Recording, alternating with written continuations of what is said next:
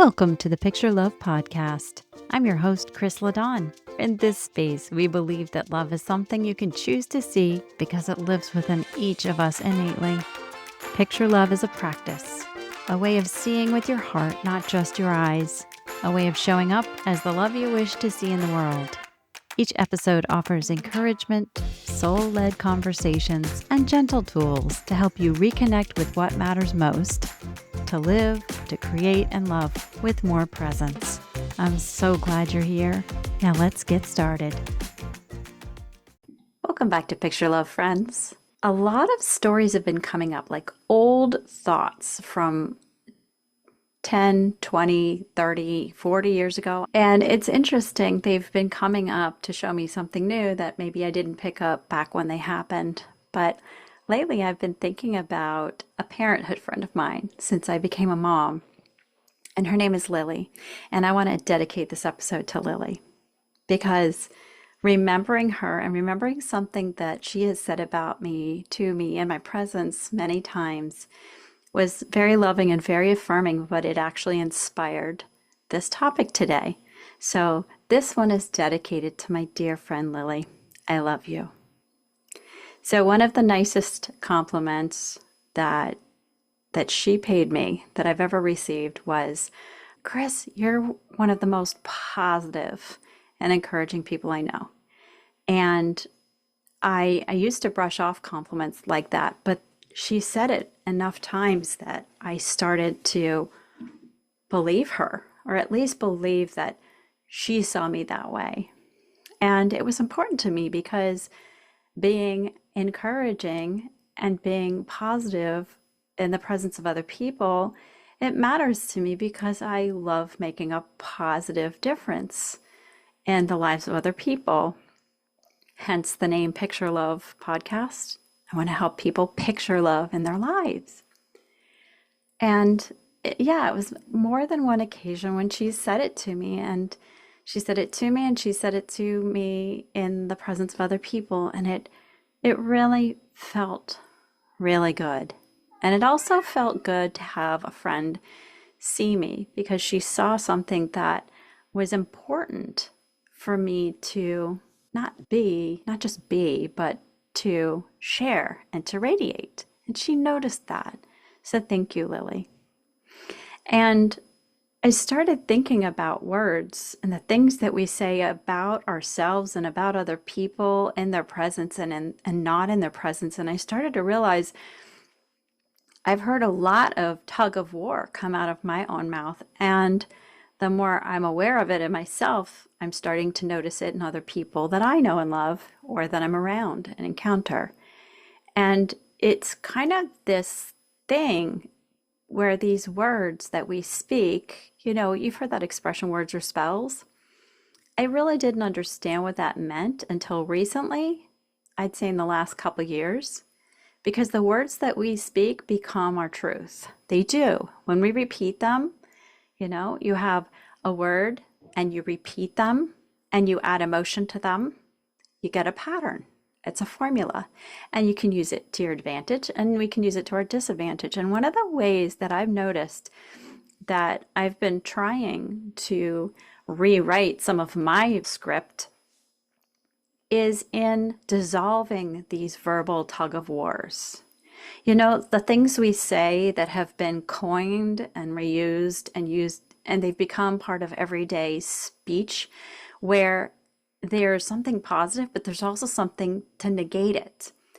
And when Lily used to call me, well, I won't say used to, not like we're not still friends, but I don't live up in Jersey anymore, so I don't get the joy of seeing her face all the time. But one of her gifts to me was the awareness of there was no drag, there was no negative, it was only a positive. And when she cast that spell, so to speak, and declared what she saw in me that was love, that was light, that was encouragement, it felt so good. There was no drag to it. And I noticed that there was a lot of things I was saying recently. I've noticed like hope for the best, but prepare for the worst. And that's something I noticed I trace back to my teacher training. When I was in college and learning from other mentors and learning how to plan lessons and how to set these kids up for success so that they could not just come into music class and make some music, but they could actually learn something, and be fruitful. And hoping for the best meant making a good lesson plan and wanting the best for the kids so that they could show up and really succeed. But prepare for the worst means have a plan B, a plan C, and it was meant to teach teachers to come into a classroom with readiness and the ability and the expertise to be able to back up and try a new approach when something didn't work. The words actually caused stuckness because I started to apply it to my life. And, hope for the best, prepare for the worst made me kind of like a two-footed driver, metaphorically speaking. Oh gosh, there's a story behind that two-footed driver I'll get to in a minute. But the two-footed driver is the one, one foot on the gas and one foot on the brake. And when you're pressing both, you're not doing anything except causing dysregulation in the vehicle and in the ride and as the driver. And that's why you're not taught to be a two-footed driver as far as unless you're using a clutch. Don't don't leave me now. But we're not taught to drive with one foot on the gas and one foot on the brake. So speaking of my teacher days, there was one day when my car was in the shop. My husband drove me to work, dropped me off at the school, and I needed to get a ride from that school to somebody's house because the staff was having I think a baby shower from one of my colleagues. And so I hitched a ride with somebody who I was friendly with, but I didn't know her very well. And I had never been in her car before. And the drive was less than 2 miles.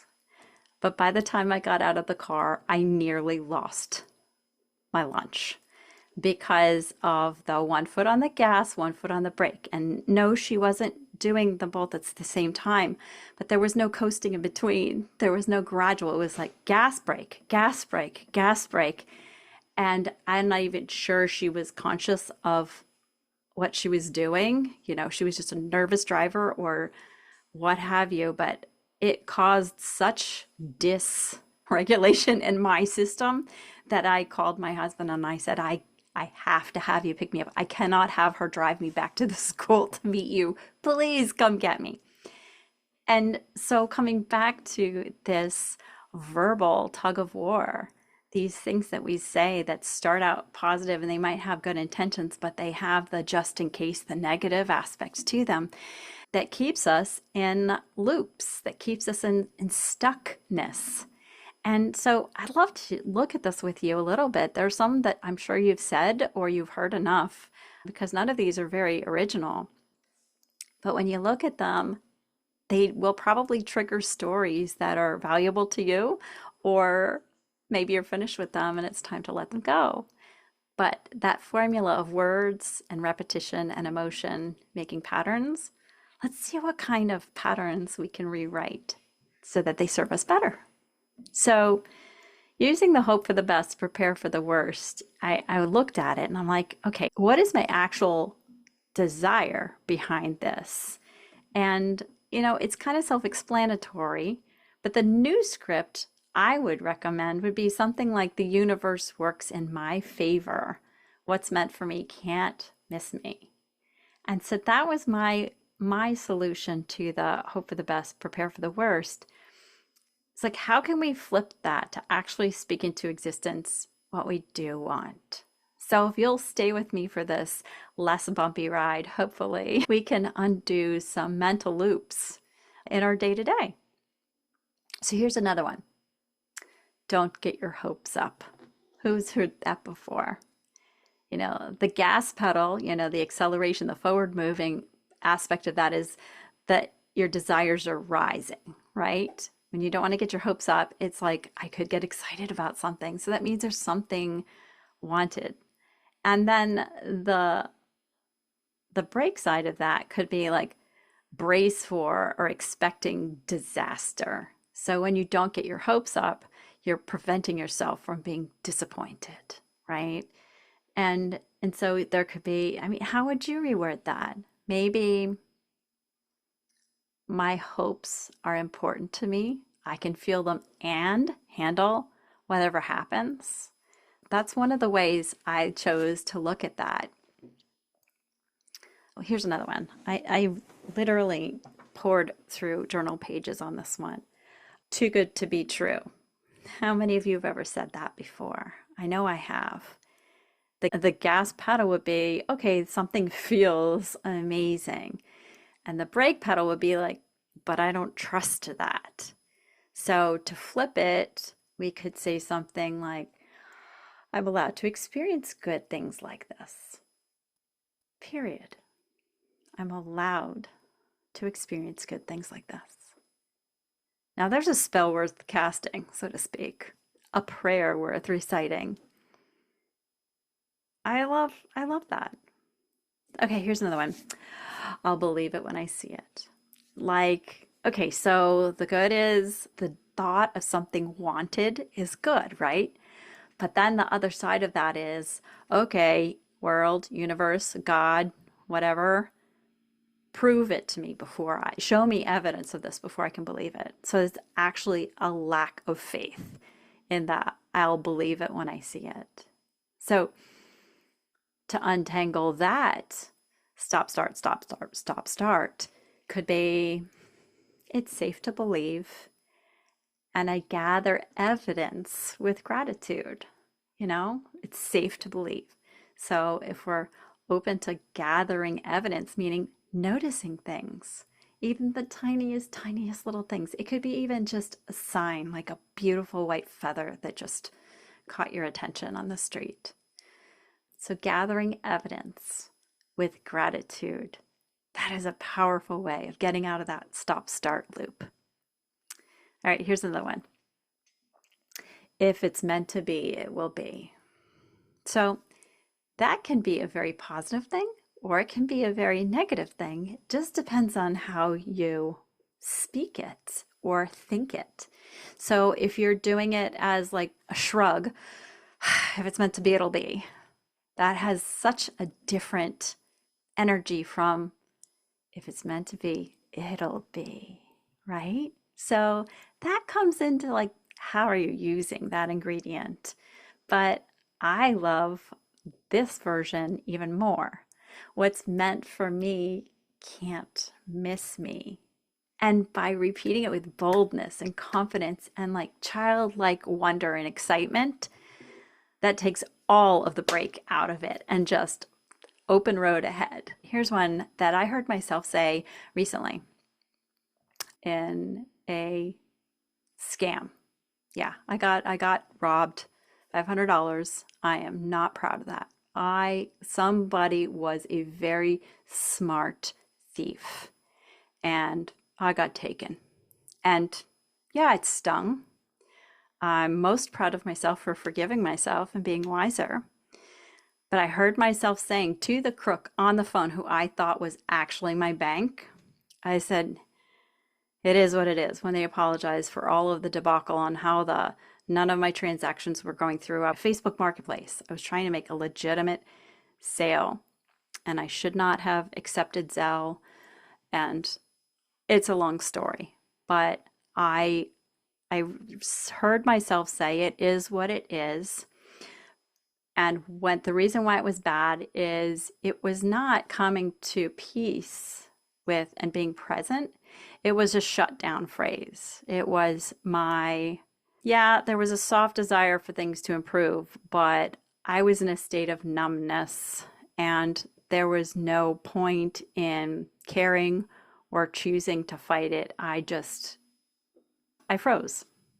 And so I kind of wish I had this thought stream before that, but I'm wiser now. And what I would say would be in a scenario where I'm conscious of it, this is where I am. I can feel it and choose my next step.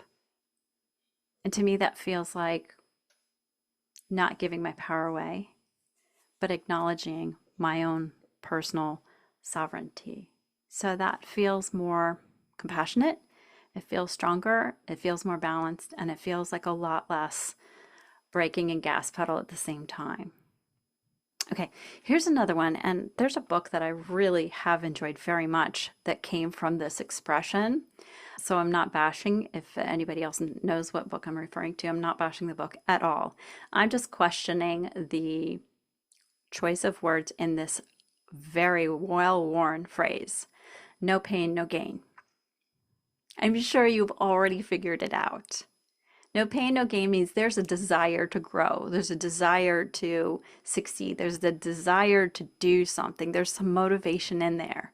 But the implication that the way to get success or growth or moving forward is through pain, like that's the only door you can take, is very, very limiting. And it's saying that suffering is the only way to get what you want. And I find that extremely restrictive. I'm sure you could come up with other words as well. So I like this one. Growth stretches me, and I can expand with compassion. Compassion for myself, compassion for others, but I really, really love this one. Growth stretches me. I can expand with compassion. I hope that that helps somebody else who is on that path towards something they're trying to achieve. And I hope that gives you a little more ease and a lot less brake pedal in the middle of your acceleration. All right, how about this one? Better safe than sorry when it's used to overguard. When somebody is in a very self-preserving, protective, maybe defensive state of mind, better safe than sorry. It sounds like it's spoken in fear. So that means the desire is to be safe, to find safety. But the overprotection of oneself or somebody else blocks any receiving that can happen. So I would suggest, instead of better safe than sorry, which I have recited more times than I can count, I am choosing to think like this. I make wise choices and welcome ease and support. Yeah, that's a much more confident statement. And it leaves the door wide open for ease and support to come in, right? All right. I hope I haven't lost you yet. You probably could come up with like 50 more of these, but I've just got a few of these. I don't want to jinx it. Okay, so superstition drives me bonkers. I've had a love-hate relationship with it. I dated a baseball player once who was so superstitious, it made me consciously aware of it. I've had some superstitions in my sports days, and I'm not bashing anybody who does or did. But now that I look back on it, I see that the gas pedal would be the growing excitement, and I see that the brake, the harsh brake, would be fear that expressing it will cause loss. And I think that's sad for anybody to feel like they can't speak the good with fear of speaking it will take it away. So how about this?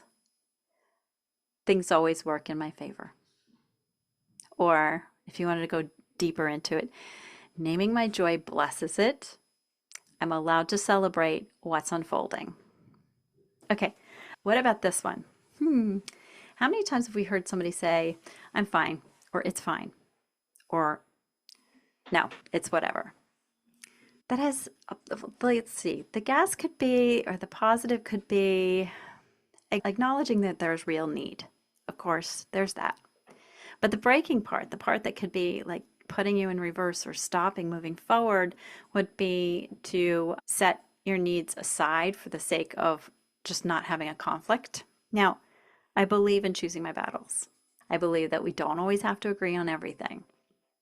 But when we say, it's fine, I'm fine, don't worry about it, no whatever, if we use that as a pattern to not speak our truth, that's when it becomes a really negative pattern for oneself. And that's where resentment can grow and all kinds of things that get between people and themselves and people and each other. So instead of that, I would say my needs matter enough to notice and respond in love. So acknowledging that your needs are important. They don't have to notice it, but you have to notice it. When we honor our own needs and we can respond in kindness and in love, that means sometimes we're going to make a request, set a boundary, and other times we're going to decide it's not that important, but my feelings are, my needs are.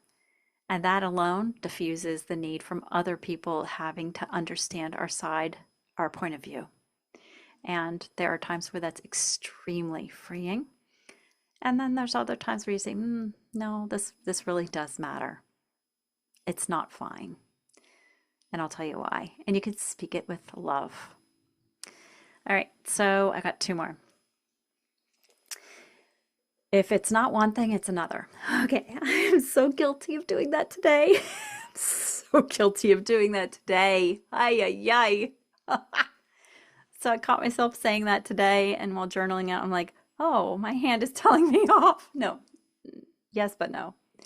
So it was a scenario where, you know, I'm trying to do some laundry and the dog's sneaking in and messing with the cat facilities, and I'm trying to keep the puppy out of the cat litter, and I'm just trying to do one thing, and then something gets my hair gets in the laundry, and I get soap in my hair, and I'm trying to rinse it out, and the dog's eating poop, and I'm, oh my gosh, more details. And it was just such a silly little chaotic moment where I felt like I can't just do a load of laundry because and it's not rational.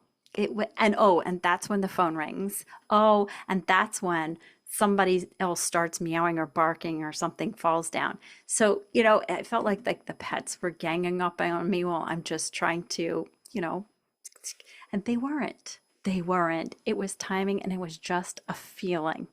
And it was so silly. But if I had the thought that challenges or opportunities to grow and support myself. Challenges or opportunities to grow and support myself.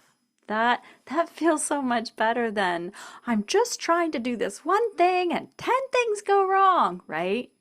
The relief from saying challenges or opportunities to grow and support myself. I'm gonna have to start writing these on one on my hand a day or post it on my mirror because this is literally where I am growing and I invite you to join me.